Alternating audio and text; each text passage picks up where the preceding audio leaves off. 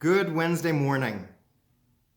This weekend, I am going to be sharing a message titled Theology of the Cross.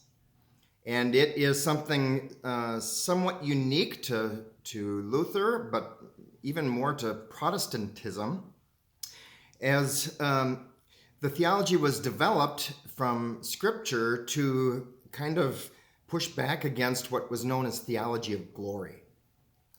So Theology of Glory was basically a perspective that we could act good enough, we could behave in ways that are acceptable to God, and so therefore we could earn a place closer to God. We could work our way closer to God, almost as in becoming more perfect. And with that perception, then, there was a reading of Scripture that people with that perception had that said there is specifically a way that you need to translate Scripture, and if you don't translate it the way that we do, it's wrong. And we know exactly where you're going if you don't believe like we do. And it is really a belief that is set in law rather than grace. It's not about connecting with people, about building relationship and loving people. It is more about you have to be right versus wrong. And that, of course, goes against what we understand as grace. The grace of God is Jesus accepting us even in our imperfection, even in our broken relationships. And so the theology of the cross says that God is always coming down after us. It's not about us reaching some level of acceptability to God. It is in our deepest moments that God is there. And we see it with Jesus on the cross. Jesus was put on a cross not because he had done anything wrong or anything bad, but because he loved. He loved everyone equally. And that pressed the buttons of the people in leadership who believed there were people who were acceptable and people who were not.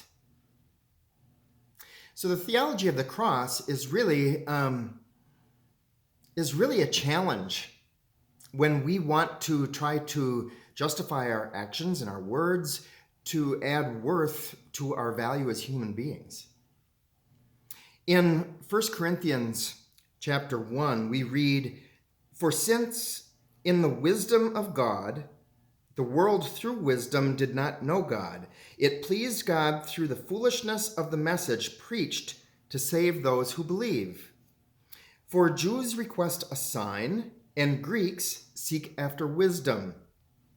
But we preach Christ crucified, to the Jews a stumbling block, and to the Greeks foolishness. But to those who are called, both Jews and Greeks, Christ, the power of God and the wisdom of God. Because the foolishness of God is wiser than men, and the weakness of God is stronger than men." The message of Christ crucified is a stumbling block to the Jews and foolishness to the Greeks. To the Jews, God would never lower God's self to become a human. A human is a creation of the Creator, and God would never allow God's self to change from being a creator to becoming the created. And for the Greeks, for Christ to be crucified, well, crucifixion was a tool of death. It was used to humiliate people, to torture people. So if you were on a cross, you were weak. You were a loser. And that certainly would not be a message of God, that God would actually be on the cross. That God would love us so much that God would allow, innocent of everything, would allow himself to die at our hands.